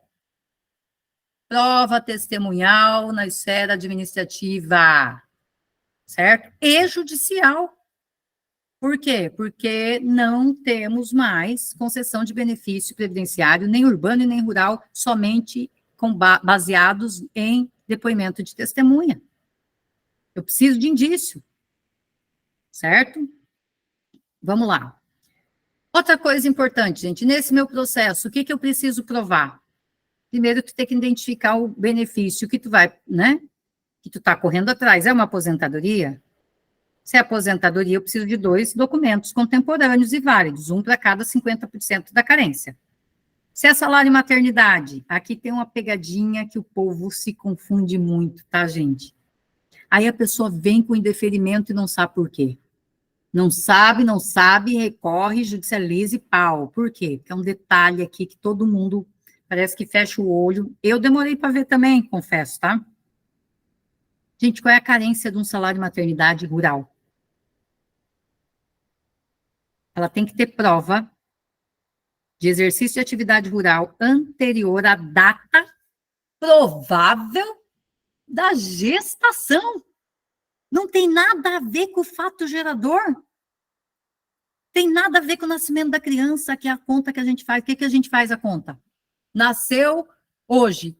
Preciso de 10 meses para trás. Se eu tiver uma prova 10 meses atrás, porque a carência é de 10 meses. Carência de 10 meses para salário e maternidade urbano. Para o rural é 9. Se eu preciso de uma prova antes da data provável da gestação, a data provável de gestação sempre vai ser 9 meses antes da DER. Que a criança nasce de 9 meses, né? Então, com 9 meses, eu consigo a concessão de um salário de maternidade. Entenderam isso? É muito top isso aqui. Olha, tem gente que está prestando atenção nesse meio fio aqui para ir. Então, assim, quantidade de documentos, gente, vai depender do tipo de benefício. Se for benefício por incapacidade, eu sei que a carência é de 12 meses, né? Quantos documentos eu vou precisar? Se eu tenho um documento para validar, para ratificar 7 anos e meio, um documento é válido para 12 meses. Um documento é válido para os 9 meses do salário de maternidade. Tá? Então, eu vejo a qualidade daquele documento, mas eu também não posso esquecer da quantidade exigida para comprovar a carência, que vai depender do tipo do benefício. Tá? Bora lá. Estou me perdendo nas horas aqui já, gente. Vamos lá. Exemplo prático aqui de seleção de documento, tá? Vamos para um casinho prático assim, só para a gente ajudar a visualizar. João, 62 anos, ou seja, parei por aqui. João tem idade para uma aposentadoria por idade rural pura? Tem, que é de 60. Realiza uma atividade rural desde os 7 anos de idade, sem nunca ter se afastado. Até os 25 anos de idade, ele exerceu com seus pais e irmãos. E, posteriormente, com sua esposa Maria. Ele pretende a concessão de aposentadoria rural pura. Para a instrução do processo, junto os seguintes documentos. Certidão de casamento dos pais. Vamos parar e pensar aqui. Certidão de casamento dos pais. Se tiver qualificação do pai ou da mãe como lavrador, é boa a prova ou não é, gente? É boa, por quê? Ai, Grace, mas o pai casou, ele nem existia. Mas a gente vai usar exercício de atividade também do pai e da mãe, para comprovar que o pai da mãe era rural. Ele não começou a trabalhar desde os 7 anos de idade? A prova não caminha 7 anos e meio? Claro que vai depender da data desse casamento, né? Mas vamos supor que ficou ali, ó, né? Quando ele nasceu. Certidão de nascimento de irmão mais novo, a gente já viu que se trouxer qualificação, ótimo documento. Escritura de terra dos avós, documento bom ou ruim? Avô faz parte de grupo familiar? Não. Os documentos do vô e da avó se estendem ao neto? Não. O que eu faço com essa escritura? Bota de ladinho. Né? Certidão de casamento própria. Ele exerceu depois a atividade junto com a esposa. Ele vai precisar de documento próprio, porque ele mudou o grupo familiar, não é mais pai e mãe, é esposa. Então, ele vai precisar de documento próprio, ou em nome dela, né? Então, se trouxer qualificação, um ótimo documento. Recibo de pagamento de sindicato em nome próprio, ótimo documento. Então, é essa avaliação que a gente tem que fazer na hora que a gente lê o artigo 116. Lá parece uma maravilha, ó, tem um monte de coisa. Você vai questionar o teu segurado? Tem as coisas? Tem, mas às vezes falta qualificação. é extemporâneo, né? Está fora do contexto da narrativa que tu criou, por exemplo. O que é isso, Grace? O cara planta feijão e me apresenta uma nota fiscal de venda de batata, que ele nunca nem mencionou. Onde é que está a batata na vida desse homem? Onde é que entra essa nota de batata? Então, eu falo do feijão. E na hora de eu instruir o processo, vem a nota da batata. O que eu faço? O que eu acabei de fazer com o servidor? E meu processo pode estar maravilhoso, com outras provas maravilhosas. O que eu fiz agora com o servidor? Levantei o que eu não devia ter levantado, acordei o que eu não devia ter acordado, que é a dúvida dele, da onde saiu essa batata, gente? Pronto, ele já começa a querer, né? Achar coisinhas, tá? Vamos lá. Exemplo de documentos, então, aqui. Caso da Ana. Ana, 56 anos, parei. Tem idade para aposentadoria por idade rural cura? Tem. Casada com João, ambos agricultores. Ana trabalhou 5 anos na atividade rural, juntamente com seus pais e irmãos solteiros, José e Pedro. Parei aqui. Irmãos solteiros fazem parte do grupo familiar da Ana? Não, irmão nunca vai fazer, nem casado, nem solteiro, nem viúvo. Tá? O irmão vai fazer, irmão solteiro, filho solteiro, vai fazer parte do grupo familiar do pai e da mãe, mas não do irmão, certo? Ana casou com João aos 20 anos de idade e desde então sempre exerceu atividade rural. Para comprovar a qualidade de segurado especial, Ana apresentou os seguintes documentos. Vamos lá. Certidão de nascimento do irmão mais velho, José, contendo a informação de que o pai era agricultor. Ótima prova. Se não tivesse a informação, não serve para nada, nem para deixar do ladinho, porque só aquele papel só serviu para dizer que o José nasceu. Certidão de quitação eleitoral do irmão, Pedro. Não vai trazer qualificação do pai e da mãe nunca, vai trazer do Pedro, e o Pedro não faz parte do grupo familiar da Ana, né? Errou. Contendo a informação, ó, de que Pedro, agricultor, estava quites com as suas obrigações eleitorais. Nota de produção em nome do esposo João, contendo a informação de que João é produtor rural. Ótima prova. Certo? Então, é assim que vocês têm que visualizar a história, mas você só vai conseguir visualizar a história desse jeito, gente, depois daquela entrevista, entenderam? Depois de ter criado a narrativa. Aí tu vai partir, isso é garimpar a prova. Você não pode aceitar só o que o teu segurado traz, e você não pode aceitar o que ele faz, né? O que ele diz, que é o quê? Não tem prova. Como não? Outra frase que eu gosto de usar para vocês entenderem, ninguém passa pela vida sem deixar rastro. Tenta, doutor Tiago, sumir do mapa. Tenta esconder que o doutor é advogado. Não consegue. Por quê? Porque no teu médico está lá profissão advogado, no SUS está lá advogado. Onde tu passa, tu vai comprar um celular à prestação. Eles te mandam um cadastro para tu dizer que tu é o quê? Advogado. Com o segurado especial, mesma coisa, gente. Ele vai passando pela vida, ele vai na igreja e vai falar que é o quê? Ele vai abrir um carnê nas Casas Bahia, lá está lá a profissão o quê? Vai no banco, profissão o quê? Né? Então, onde ele faz cadastro, onde ele passa, onde ele vive, tem qualificação, em algum lugar vai ter.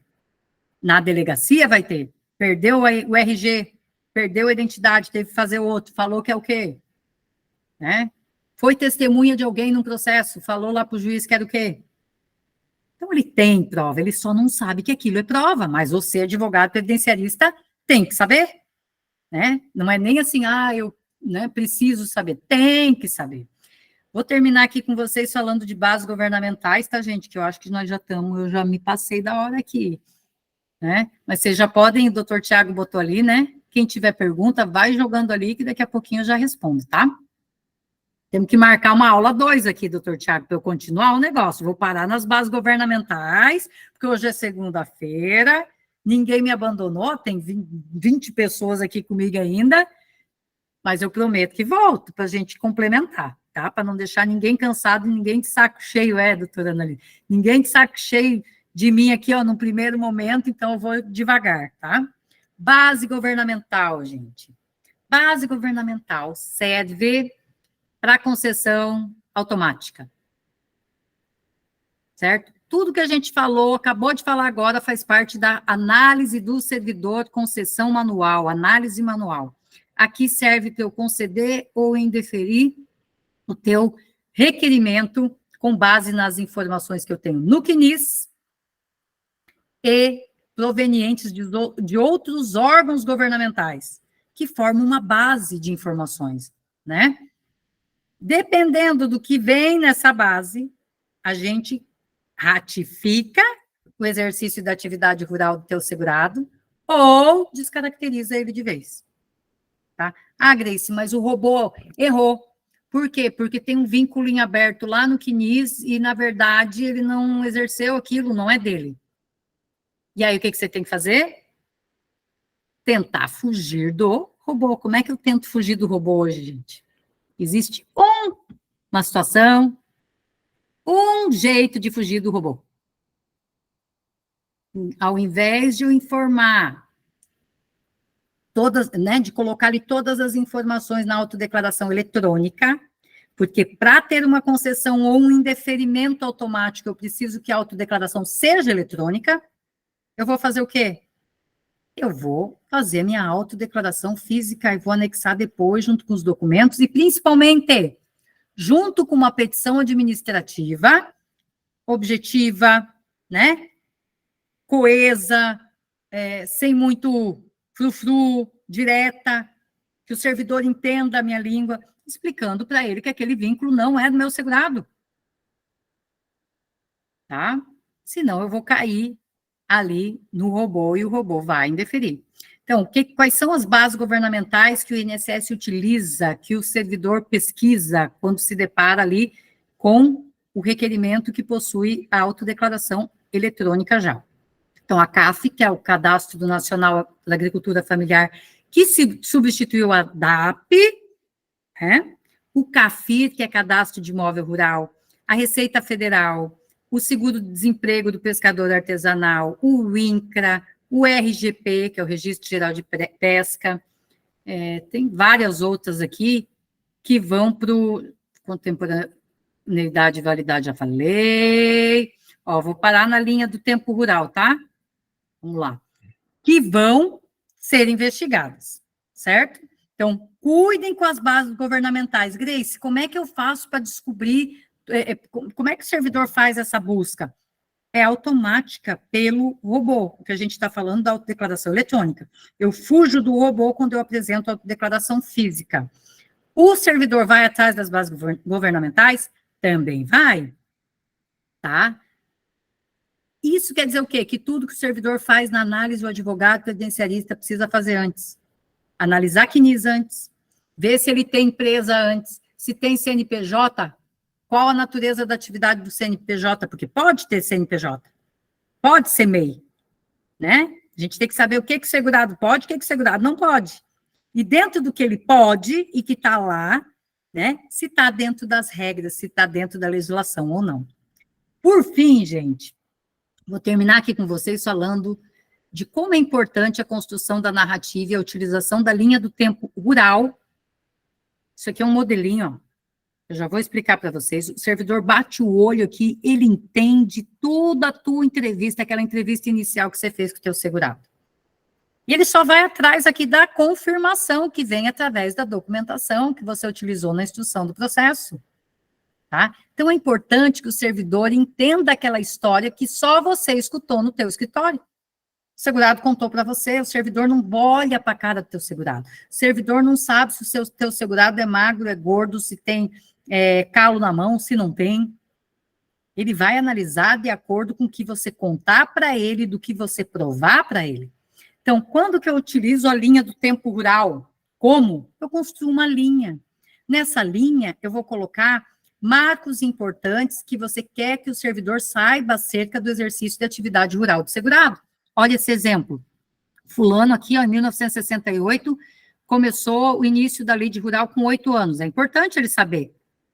O servidor saber que é desde 68. 2, completou 18 anos, foi para o serviço militar. O que aconteceu aqui? Ele saiu do exercício de atividade rural. Quer dizer que quando ele volta, ele tem que apresentar um novo documento. né? Então, ali, o 3 foi o retorno à lide, eu preciso de um documento de 1990. 4, casamento e mudança de cidade, quer dizer o quê? Se ele casou, 4, eu posso, aqui a partir de 1995, estar utilizando a questão da extensão de provas para o grupo familiar. Agora eu vou usar a prova da minha esposa, porque teve uma alteração do grupo, né?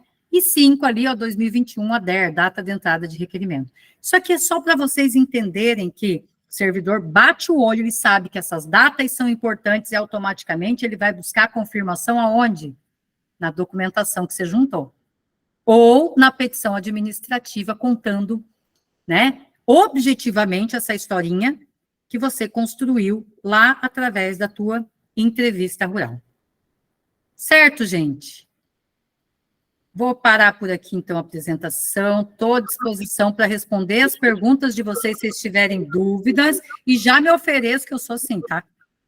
Já me ofereço para voltar, para a gente continuar isso aqui e aprofundar mais, viu, doutor Tiago? Nossa Senhora, que aula de pós-graduação em plena segunda-feira. Isso aqui foi assim, ó, é um conteúdo extremamente valioso, é a aula que realmente deixa o gostinho de quero mais, né? Então, com certeza, nós já iríamos te fazer esse convite, independente de tu já ofertar essa possibilidade de retornar aqui ao Imersão, porque agora tem vários colegas aqui me mandando mensagem, doutor, a aula vai ficar gravada, eu não consegui hoje fazer parte, porque eu tive que fazer tal compromisso. Assim, tu tens muitos fãs, por mais que, como tu comentaste, muitas vezes as pessoas que nos conhecem acabam deixando de nos convidar para fazer parte de um projeto, até justamente por estar em empresas do nosso passado e não nos permitir nos conhecer, né, tudo aquilo que nós evoluímos. Então, na verdade, aqui no Imersão, tu vai ser sempre bem-vinda, porque tu é uma referência para todos nós.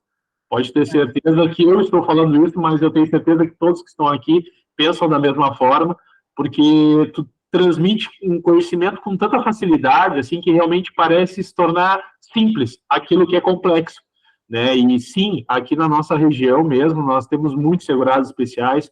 Hoje em dia, eu sempre digo, nós temos o advogado antes de 2018 e o pós-2018. Antes de 2018, o cliente tinha uma autonomia muito grande de ir sozinho até o INSS, protocolar o seu pedido administrativo. Com o portal do meu INSS, hoje em dia, ele se sente um pouco tímido. Então, após a instituição do meu INSS, ele acaba primeiro procurando o profissional para buscar uma orientação, e aí que nós temos a chance de intervir nesse procedimento administrativo.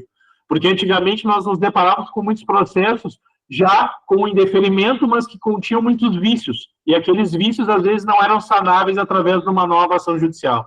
Então, muitas vezes se perdia aquela data de entrada de requerimento, porque tinha que se protocolar um novo pedido, mas hoje nós temos a possibilidade de ofertar o serviço consultivo, de fazer essa análise prévia com tanta excelência como tu demonstraste, fazer essa entrevista com calma, colher todas essas informações. O processo administrativo ele tem que ser extremamente desenhado, não que o servidor não tenha o conhecimento, mas o servidor está sobrecarregado, muitas análises por dia, muitos processos para serem concluídos. Então, não adianta eu atirar. É a mesma coisa que eu pegar uma pasta com 100 documentos rurais e atirar em cima de uma mesa. Ó, tá aí o meu direito, olha aí que eu tenho direito de me aposentar. Mas tu sabe, doutor Tiago, que antes de 2018 e antes ali da reforma da Previdência, era isso que acontecia? Quando tinha atendimento na agência, o advogado não precisava saber nada de direito previdenciário, gente. Era pegar a procuração, a documentação, ia lá, agendava um horário, né, doutor?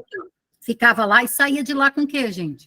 Concessão em deferimento à carta de exigência bem explicadinha.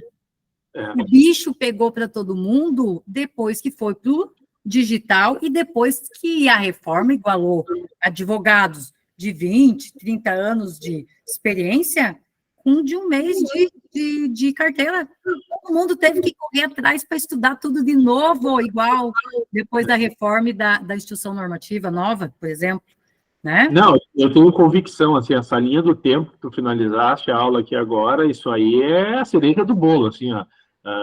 Eu gosto muito de usar desenhos nas minhas petições, assim, então eu boto setinhas, eu vou lá, faço uma linha temporal também, marco ali as provas, né, justamente para demonstrar os períodos, porque eu acho que isso facilita, eu me coloco no lugar da pessoa que iria analisar isso, eu não gostaria, né, de receber um requerimento que, às vezes, até a digitalização dos documentos, vem documento de cabeça para baixo, vem documento com rasura, Aí, bem no momento, na data da nota, vem dobrada a nota. Então, assim, acontece de tudo, né? Então, assim, eu acho que hoje aqui tu proporcionou um espetáculo para todos nós. E, assim, com certeza, eu acho que todos sairão daqui muito motivados, né? Eu, particularmente, assim, bom, eu absorvi aqui muitas coisas, anotei várias coisas na minha agenda aqui, porque eu acho que nós temos que sair do comodismo, né? E escutar pessoas que têm autoridade sobre o tema também nos coloca numa situação de buscarmos mais conhecimento, de compartilharmos mais conhecimento, e às vezes, né, como é ruim trabalhar sozinho e não ter nenhum contraponto dentro do próprio ambiente de trabalho. Então, acho que por conta disso, assim, tu vir aqui hoje, em plena segunda-feira, depois de um dia cansativo, para a maioria dos profissionais que eu vejo pelas telas aqui, muitos estão nos seus escritórios assistindo essa aula ainda. Então, assim, eu acho que é a mesma sensação de depois que tu sai da academia. A minha gente, a minha, e eu tenho certeza que vocês também, né? A gente está aqui na mesma vibração, tipo, a minha sensação, pô, eu fui, deu certo, eles gostaram, e vocês também, fiquei aqui no escritório, cara, eu tenho que fazer alguma coisa com essa informação. Gente, depois disso tem muito mais. Claro, né? olha aqui. A gente não tem tempo, tudo, né?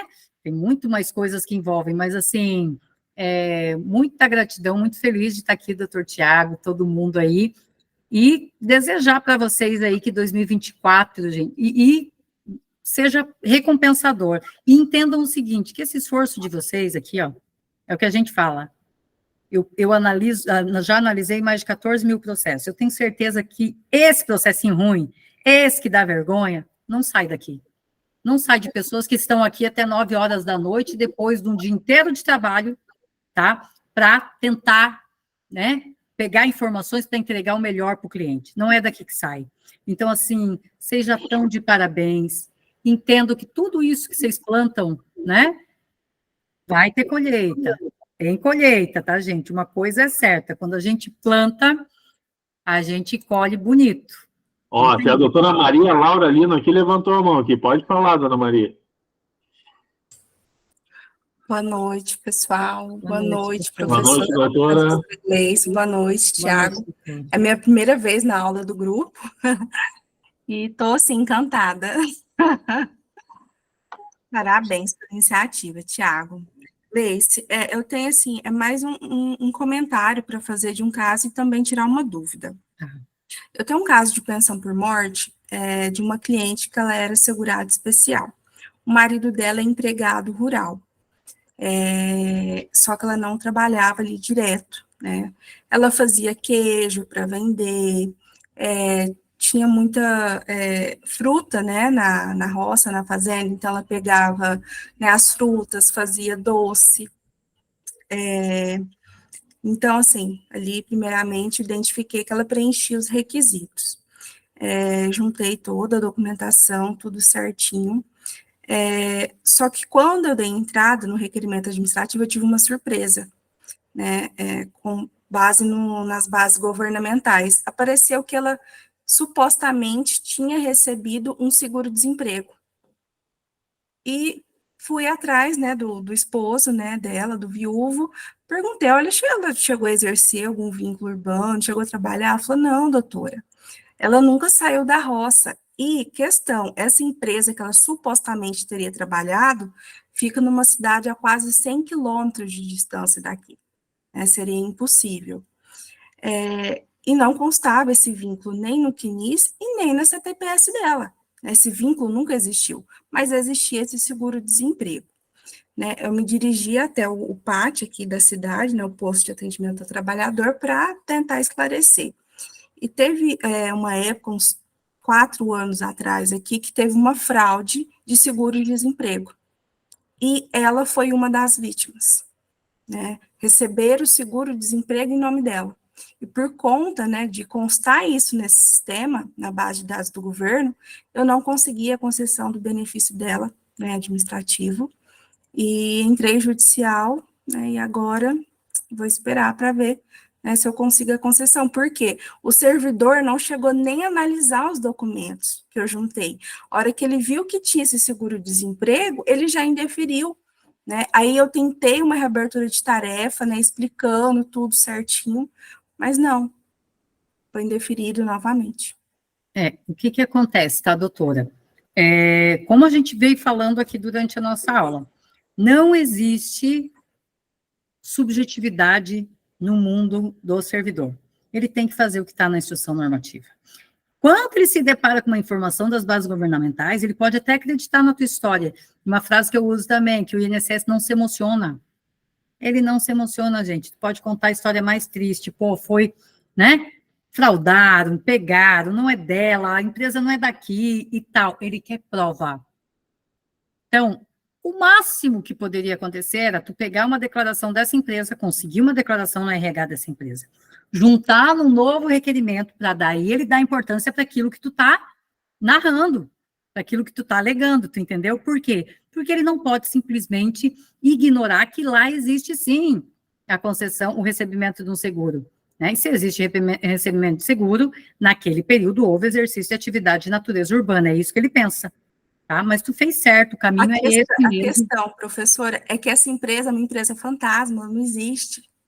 Mas é o que eu digo. Aí, lá na justiça, você vai poder... Eu não tenho como pegar uma declaração da empresa, tá? Mas, na época, todo mundo ficou sabendo aqui do... né? Saiu no jornal, sei lá o quê, que houve fraude no seguro-desemprego. Tu pode até juntar isso no processo judicial. Tu pode utilizar prova testemunhal para isso. Então, tu tem armas mais abrangentes que tu não tem no administrativo, quando isso acontece, tá? Mas o caminho que tu tomou, a tua estratégia é a correta, Conselho de Recursos também não ia conceder, com base nisso, então, na esfera judicial, tu tem essa liberdade probatória maior. E, como eu disse, o INSS não se emociona, mas o juiz se emociona.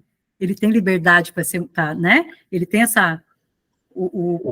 para chegar ali na verdade real dele, né? Perfeito, doutora Maria, muito obrigado por compartilhar aí conosco, tá? Tem uma pergunta também aqui da doutora Analissa, vamos ver aqui. Isso, Analissa. Tem uma pergunta. O fato de o marido ser aposentado no âmbito urbano pode inviabilizar a concessão de benefícios rurais para a esposa? Ótima pergunta, doutora Analissa. Olha só, vai depender de como era o exercício da atividade desenvolvido por ela. Se ela botar na autodeclaração que foi em regime de economia familiar, acabou. Tu nunca mais vai reverter isso. Por quê? Porque eu não posso trabalhar com uma pessoa que é essencial à minha atividade, sendo que essa pessoa exerce atividade de natureza urbana no período. Certo? Agora, se eu coloco que ele é médico, ele é aposentado, ele né? Eu, a vida inteira, fui agricultora. Eu, a vida inteira, fui segurado especial e consigo comprovar isso com documentos em nome próprio, é outra situação. Tá? Então, assim, se ela exerce atividade como ele exercia atividade urbana, se ela desenvolve atividade de maneira individual, ótimo. Mas uma outra coisa pode acontecer aqui, que visualizando ali a tua pergunta, pode acontecer, tá? Ele já é aposentado. Está aposentado, urbano. E se ele passa depois a exercer, depois de aposentado, atividade rural, pode? Né? Administrativamente, vai ficar naquela questão, quanto é essa aposentadoria? Por quê? Porque a gente sabe que ele pode receber benefícios, né, provenientes aí, outras rendas de até um salário mínimo. Que o grande lance aqui do rural é o quê? A manutenção, a subsistência, né, proveniente do exercício da atividade rural, tá? Então, é isso. Desculpa, mas só pegando um gancho, então, se o marido for, por exemplo, trabalhador rural, empregado, tá, CTPS com registro, ele não pode ser considerado como grupo familiar da esposa? Então, assim, ó, se ele está empregado. Ele está empregado. É isso? Ele está empregado. Se ele está empregado rural. E ele exerce atividade... empregado rural? Rural com CTPS. Então, vamos lá. Ele está rural com CTPS, gente. A questão do emprego rural, ela é personalíssima como qualquer outro emprego. Aquela anotação na carteira só serve para ele. O recebimento de salário só serve para ele, tudo relativo ao exercício de atividade como empregado rural só vai servir para ele, não se estende à esposa. Agora, quando eu tenho ele, empregado rural, e a esposa ali vivendo no mesmo terreno, fazendo queijo, né? Fazendo outras coisas ali dentro, e ela consegue comprovar isso com documentos em nome próprio dela, sem precisar desses documentos de empregado rural do marido, não tem problema nenhum. Tá. Tá. Mas se por um acaso constou na autodeclaração ele como grupo familiar, Regime de economia familiar é porque, na verdade, ele não exerce regime de economia familiar. mas aí não descaracterizaria apenas ele e ela ficaria? Não, eu estou te perguntando isso porque eu perdi, judicialmente, a gente perdeu um processo porque houve um entendimento de que ele, por exemplo, acho que 2 salários ele ganha, então, por aquela renda que ele ganhava, descaracterizava ela como segurado especial. Porque foi colocado regime de economia familiar. Se colocasse individual, tá? Tira ele fora. E fosse para o posto de saúde, fazia CAF, né? Fabricava ali, tinha dado certo. Agora, se tu coloca ele junto, não é segurado especial aquele que recebe renda mais de um salário mínimo. Então, ele já tirou as características. E como foi declarado que era em regime de economia familiar, um acaba com o outro ali, né? Entendi. Então, nesse caso, todos os documentos teriam que ser no nome dela, né? Individual, sim. Por exemplo, não importa se o dele está junto, tá? A escritura da terra está o nome dos dois. Tem o dela? É nome próprio dela. A ADAP tem o nome dos dois. Tem o nome dela também? Tá ótimo. A nota... ITR, tudo aproveita. CCIR. Isso, a nota fiscal está em nome dos dois. Tem o dela? É dela individual. Ela não depende dele. Então, ele pode seguir a vida dele. Tá? Certo, esclarecido. Muito obrigada. Por nada, doutora. É uma resposta, assim, que é certeira, né? Como diz, é tiro dado, bugiu deitado, né? É isso aí. Então, assim, se alguém... o doutor Sidney aqui também gostaria de fazer uma pergunta. Vamos lá, doutor Sidney. Obrigado pela palestra maravilhosa. E eu queria perguntar sobre em cima do que está sendo falado. Eu estou com um problema nesse gênero, que é assim, o meu cliente, ele trabalha na área rural, junto com a mulher, e ele recolhia o carnê como autônomo, e ele não me contou. Ah, surpresinha. Surpresa. E aí o que aconteceu foi negado. Isso daí é super normal, porque ele estaria trabalhando autonomamente com alguma coisa, né? E aí eu não tem como reverter isso mais, nem no judicial, ou trabalho como híbrido isso daí. Eu posso pedir híbrido. O doutor pode fazer como híbrido, se ele já tiver os 65 anos, tem que ver essa questão do requisito etário, né?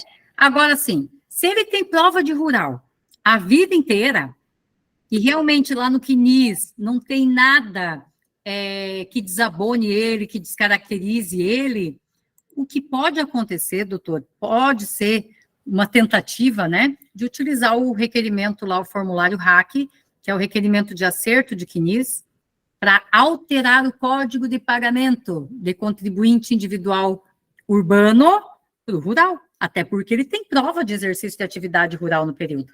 Ele é assentado. Pois é.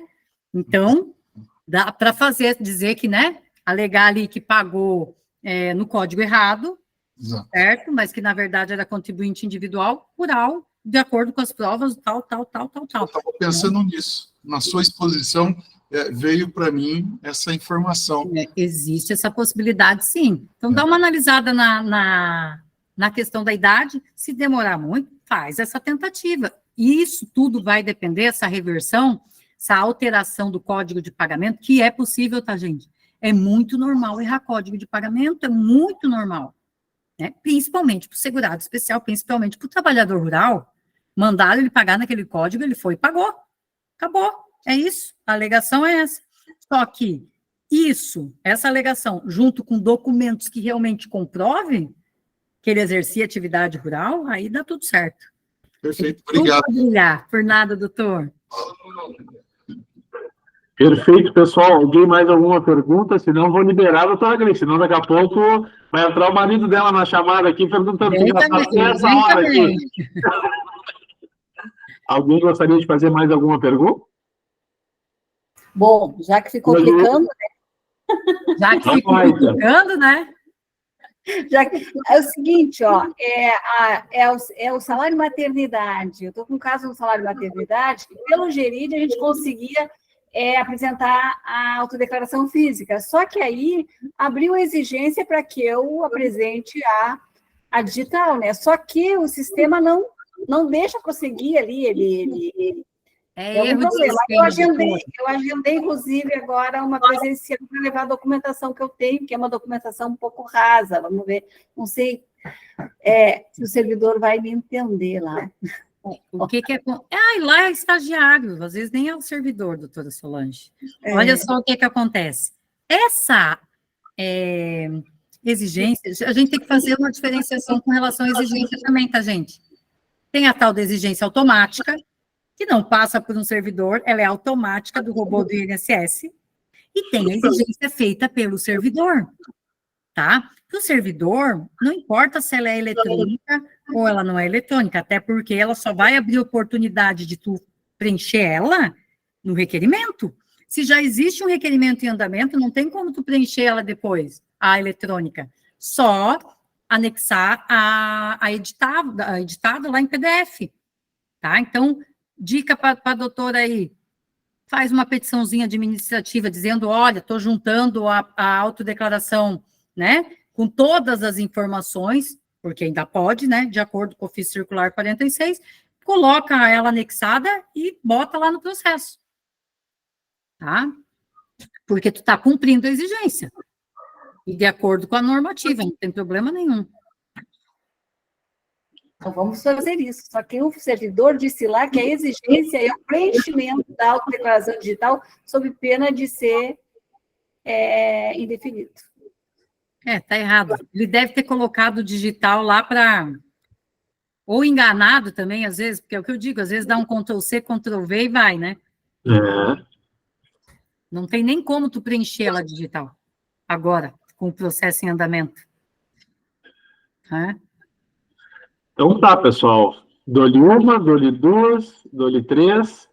Gostaria de agradecer a presença de todos mais uma vez. Fico muito feliz aqui de ter, né, a participação da doutora Grace aqui, que é uma autoridade a nível nacional aí no que diz respeito a processo administrativo, ela que tem muito conhecimento nessa área, inclusive, né, quem não segue a doutora Grace nas redes sociais, busque lá, Grace com Y, Mandelli com 2 L's, né, e passe a seguir o conteúdo dela, ela disponibiliza diariamente um conteúdo riquíssimo, né, e fora isso ela tem vários aí produtos digitais também que podem ser de grande utilização para dentro dos escritórios, né, eu sempre digo, investir em material, investir em conhecimento, isso aí não é dinheiro jogado fora, né, nós estarmos aqui hoje até às 9 horas da noite, em plena segunda-feira, né, poderíamos estar no conforto do nosso lar, isso nos torna diferentes, né, e com certeza, né, nós teremos aí que colher, como a doutora Grace falou, frutos aí de todo o sacrifício que é feito em prol aí de uma advocacia levada a sério, com seriedade, né, com responsabilidade, porque, como ela disse, um processo administrativo mal instruído pode gerar consequências enormes, né, na vida do segurado e pode refletir até mesmo no escritório, né, porque demora-se muito para construir um fio de confiança, e eu sempre digo isso, principalmente nas zonas rurais, em um primeiro momento, eu digo por mim aqui, que eu sou da área urbana, quando eu comecei a atender na colônia de pescadores aqui em Pelotas, nossa, assim, eu tinha certeza que os pescadores me diziam, o que é esse gurizinho lá do centro que vinha aqui falar de pescador artesanal, entender como é que funciona, e justamente eu fui entender como funcionava a atividade diária dele. A partir do momento que a gente consegue obter as concessões administrativas, que o bom advogado não é aquele que ganha o processo, é o que evita o processo. Quando a gente começou a ganhar administrativamente os processos, hoje, se eu disser para eles, você tem que pular na água ali, ficar 5 minutos mergulhando, eles fazem isso. Porque, na verdade, eu cheguei lá me colocando à disposição, né, e principalmente essas pessoas que exercem muito essa atividade braçal, elas têm dificuldade de lidar com documentos. Então, não adianta tu imprimir lá uma relação com 20 documentos que ele vai uma vez e não volta mais. Tu tens que ir com ele no sindicato, tem que ir com ele buscar a certidão, porque se tu dissesse, ó, o senhor vai lá e me traga um tubarão à unha lá no mar, ele traz. Agora, se tu pedir uma declaração do sindicato, ele não traz. Então, na verdade, a gente tem que se colocar também como meio, né? Não podemos criar obstáculos, temos que facilitar esse caminho para que o processo é uma colaboração. É o cliente diligente, somos nós intervindo, né, muitas vezes para buscar alguma documentação, processo administrativo bem instruído, isso tudo gera êxito mais rápido, honorários mais rápido para dentro do escritório, e o cliente sai dali feliz te indicando mais clientes rapidamente. Né? Então, assim, eu acho que eu só tenho a definir a palavra de hoje como gratidão, doutora Grace, assim, te agradeço de coração mesmo. Eu sou teu fã e continuarei sendo, e vou sempre compartilhar todo o teu material, porque eu quero que as pessoas saibam, né, tenham acesso a isso, porque isso traz uma grande, vamos dizer assim, um grande conhecimento aí que não tem preço, é inestimável. Então, gostaria de agradecer a todos que estão aqui também essa noite, e lembrando, né, vão lá, marquem, tira uma fotinha da tela, marca a doutora Grace Mandelli no Instagram, aí faz circular também. Bonita, por favor. O pessoal aqui do Sul também, o pessoal aqui do Sul possa aí, né, cada vez mais valorizar os nossos profissionais aqui que nós temos, né, e com isso, né, seguir. Amanhã é terça-feira, o grupo vai disponibilizar o conteúdo que a doutora Grace trouxe aqui para nós, ela já me enviou o arquivo, vou compartilhar com todos vocês, e também vou compartilhar depois o vídeo, a gravação dessa aula com os demais colegas aí, porque depois eu sei que eles vão assistir ao seu tempo, e com certeza aí em um segundo momento nós vamos aí estar com a doutora Grace aqui pessoalmente, porque nós estamos pensando aqui, doutora Grace, fazer um primeiro grande encontro de direito previdenciário da região aqui. Nossa, que honra, já estou lá. Vai rolar uma imersão de 3 dias aí de direito previdenciário, mas aí isso aí a gente acerta com tranquilidade aí depois. Pode mala pronta, gente. Com certeza. Também gostaria de agradecer a presença de todos e um bom descanso, doutora Grace. Um grande abraço para ti aí, e que tu siga sendo essa pessoa maravilhosa, uma excelente profissional, sempre transmitindo conhecimento a todos. Obrigada, gente. Obrigada pela paciência de ficarem comigo até agora, né? E que Deus abençoe muito vocês, continue carregando todo mundo, a gente no colo, aí uma ótima semana para vocês. Contem comigo, tá bom? Beijo, beijo. Um abraço a todos, pessoal. Bom descanso. Tchau, tchau, gente. Tchau, tchau.